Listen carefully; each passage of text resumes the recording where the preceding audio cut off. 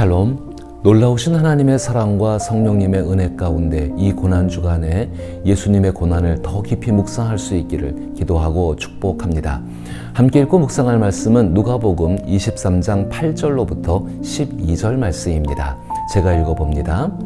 헤롯이 예수를 보고 매우 기뻐하니 이는 그의 소문을 들었으므로 보고자 한 지 오래였고 또한 무엇이나 이적 행하심을 볼까 바랐던 영고로라.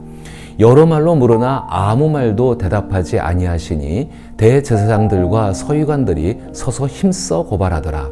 헤롯이 그 군인들과 함께 예수를 업신여기며 희롱하고 빛난 옷을 입혀 빌라도에게 도로 보내니 헤롯과 빌라도가 전에는 원수였으나 당일에 서로 친구가 되니라. 아멘. 전오는 이 말씀을 바탕으로 악을 선으로 바꾸시는 하나님 품 안에 계셨던 예수님의 모습을 생각해 보고자 합니다.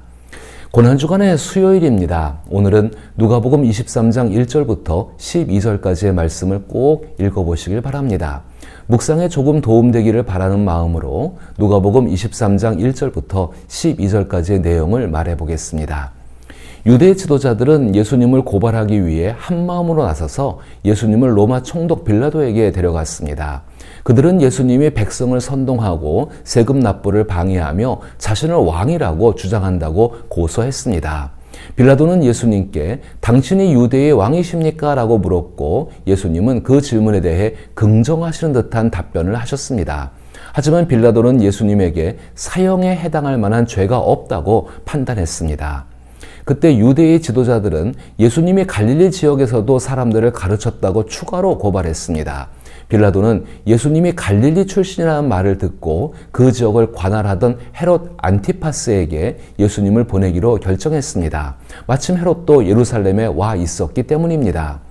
헤롯은 예수님을 보고 매우 기뻐했습니다. 헤롯은 예수님에 대해 오래전부터 들어왔으며 어떤 기적이라도 직접 보기를 기대하고 있었습니다. 여러 가지 질문을 던졌지만 예수님은 아무런 대답도 하지 않으셨습니다. 대신 대제사장들과 서기관들이 곁에서 예수님을 강하게 고발했습니다. 예수님께서 아무 말씀도 하지 않자 헤롯과 그의 군사들은 예수님을 업신여기며 조롱했습니다. 그들은 예수님께 화려한 옷을 입혀 희롱한 뒤에 다시 빌라도에게 돌려보냈습니다. 이 사건을 계기로 이전까지 사이가 좋지 않았던 빌라도와 헤롯은 그날 이후 친구가 되었다고 기록되어 있습니다. 예수님의 모습을 통해 드러난 믿음과 진리는 유대 지도자들이 감히 거스를 수 없는 것이었습니다. 오히려 그들은 그것 때문에 더욱 분노할 수밖에 없었습니다. 왜냐하면 그들은 예수님을 죽일 권한이 없었기 때문입니다. 결국 그들은 예수님의 생명을 다룰 수 있는 더 높은 권세를 찾아 나섰고 그 대상은 바로 로마 총독 빌라도였습니다. 유대 지도자들의 의도에 따라 예수님은 빌라도와 마주하게 되었고 이 사건을 계기로 빌라도와 유대의 본토왕 헤롯도 만나게 됩니다. 누가복음이 이 만남을 참된 왕이신 예수님과 세상의 왕들이 만나는 장면으로 묘사하고 있습니다. 누가는 누가복음과 사도행전의 저자입니다. 누가복음에서 제시된 누가의 관점은 사도행전에서도 계속 이어집니다. 누가복음은 서로 대립하여 화합할 수 없을 것 같은 사람들 사이에서 예수 그리스도를 통해 어떤 변화가 일어나고 있는지를 세심하게 관찰하고 있습니다. 이러한 내용은 누가복음을 기록하도록 인도하신 성령님의 강한 의지가 반영되어 있는 것입니다.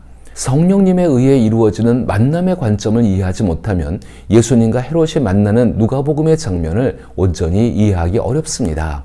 그동안 헤롯은 복음서 곳곳에서 하나님께 대항하는 악의 세력으로 묘사되어 왔습니다. 다른 복음서에서는 그 모습이 다소 희미하게 드러나지만 누가복음은 예수님의 갈릴리 사역 초기에 헤롯이 예수님을 찾아 죽이려 했다고 명백히 전합니다. 특히 누가복음은 두 사람이 마침내 만나는 장면을 유일하게 기록하고 있는데 불안정한 현직 유대인의 왕과 미래의 진정한 왕이 얼굴을 맞대는 순간을 생생하게 보여줍니다. 사실 헤롯은 오래전부터 이 순간을 기다려왔을 것입니다.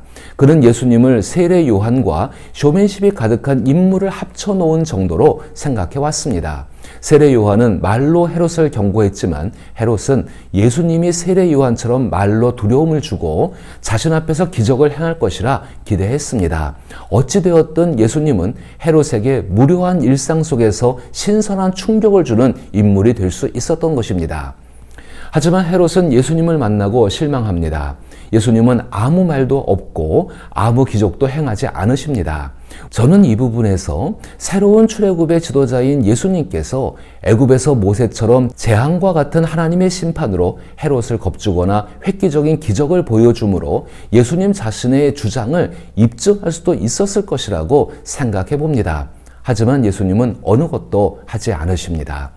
예수님은 그런 종류의 선지자나 왕이 아니시기 때문입니다.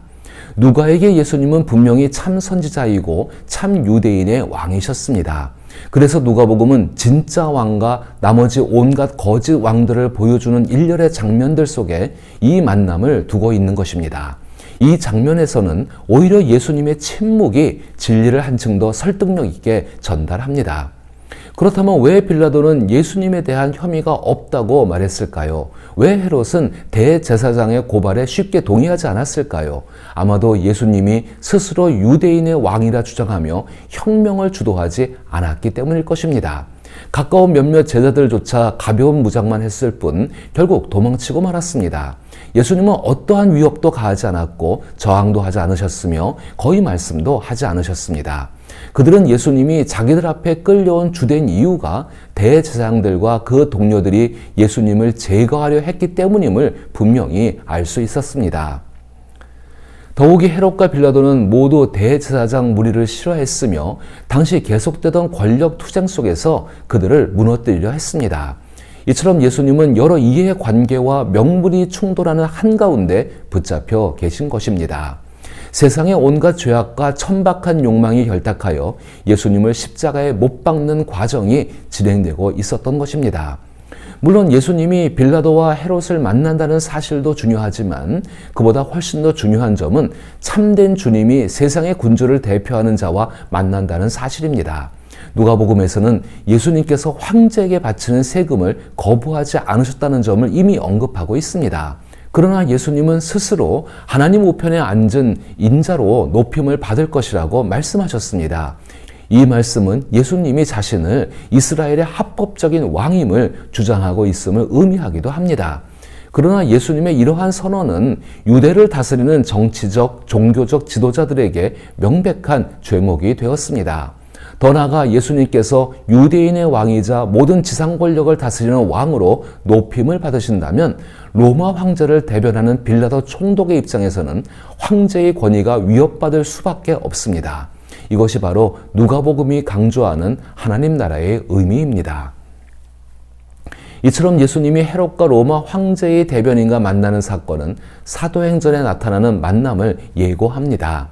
사도행전 전반부는 예수님을 유대인의 왕으로 선포했다가 본문에 등장하는 헤롯과는 다른 또 다른 헤롯에게 죽임을 당하는 복음을 선포하는 사람들의 이야기로 1장부터 12장까지 마무리됩니다. 후반부에서는 다른 왕, 즉 로마 황제의 대변자로 알려진 인물에게 복음이 선포되며 결국 복음이 로마에까지 전파되는 내용이 13장부터 18장까지 전개됩니다. 예수님은 빌라도를 만난 자리에서 3절에 기록된 것처럼 내 말이 옳도다라는 단 한마디 외에는 아무 말씀도 하지 않으십니다. 이러한 예수님의 침묵은 예수님이 세상의 왕으로 공개적으로 선언될 수 있었던 중요한 이유 중 하나입니다. 그것이 바로 복음의 역설입니다. 예수님의 온유한 성품과 고함이나 호통을 거부하는 태도는 이미 오래전부터 예수님에 대해 많은 것을 말해주고 있었으며 십자가 위에서 드리신 기도는 예수님이 어떤 분인지를 더욱 분명하게 보여줍니다. 자신을 증명하는 것은 말이 아니라 행동과 태도입니다. 누가복음 23장 12절에 나오는 헤롯과 빌라도가 전에는 원수였으나 당일에 서로 친구가 되니라 라는 말씀은 세상에 서글프면서도 우스꽝스러운 모습을 잘 보여줍니다. 특히 유대인의 왕과 이방인 통치자 사이에 새롭게 형성된 우정에는 놀라운 아이러니가 담겨 있습니다. 이러한 서글프고도 우스운 상황 속에서 복음, 곧 예수 그리스도로 인해 어떤 변화가 일어나는지를 엿볼 수 있다는 것입니다. 복음은 공식 유대교의 경계를 넘어 이스라엘의 인종과 지리적 한계를 뛰어넘어 편견과 무지를 극복하며 유대인과 이방인, 젊은이와 노인, 미움받는 사마리아인과 세리까지 하나로 화해시키는 힘을 지니고 있습니다. 그러나 이러한 복음으로 인한 화목에 맞서 악이 더욱 결집하는 현상도 심화되고 있음을 보여줍니다. 이제 예수님을 믿지 않는 헤롯과 빌라도가 잠시나마 화해합니다. 마치 예수님께서 십자가를 향해 한 걸음 내딛는 순간 사방에서 화해의 물결이 조용히 퍼져 나가는 듯합니다. 그러나 이는 사실 예수님과 복음에 대항하기 위해 악과 악이 연합한 것에 불과합니다. 그럼에도 불구하고 하나님께서는 이 악을 선으로 바꾸십니다. 물론 하찮은 식민지 군주와 그에 부응하는 총독이 맺는 얄팍한 거래와 유대인과 이방인 신자들이 누리는 복음의 풍성함은 비교할 수 없을 것입니다. 누가복음은 이처럼 예수님과 예수님의 십자가 죽음 덕분에 세상이 새롭게 변화해 가는 여러 징조들을 매우 민감하게 포착합니다. 동시에 헤롯과 빌라도가 친구가 되는 것을 전혀 두려워하지 않습니다. 이 장면을 통해 우리는 한 가지 중요한 교훈을 얻을 수 있습니다. 누가복음은 누가 시대의 교회뿐만 아니라 오늘날 우리 교회에도 이렇게 말씀하시는 것 같습니다. 만약 헤롯과 빌라도가 친구가 될 수 있다면 십자가 아래에 있는 우리도 누구와든 화해할 수 있다는 사실 말입니다. 이러한 누가복음의 가르침을 따라간다면 이는 예수 그리스도에 대항하는 악한 모든 연합을 하나님께서 지금 이 시대 속에서도 선으로 바꾸신다는 말씀입니다. 예수님께서 빌라도와 헤롯을 만나셨을 때 일어났던 민감한 변화에 우리도 주의를 기울여야 합니다. 그 안에서 하나님은 반드시 악을 선으로 바꾸시며 우리로 하여금 선으로 악을 이기는 삶을 살게 하실 것이기 때문입니다. 이러한 하나님의 역사가 이루어지는 가운데 침묵으로 하나님을 바라보셨던 예수 그리스도의 성품이 우리 안에 이루어지기를 기도하며 축복합니다.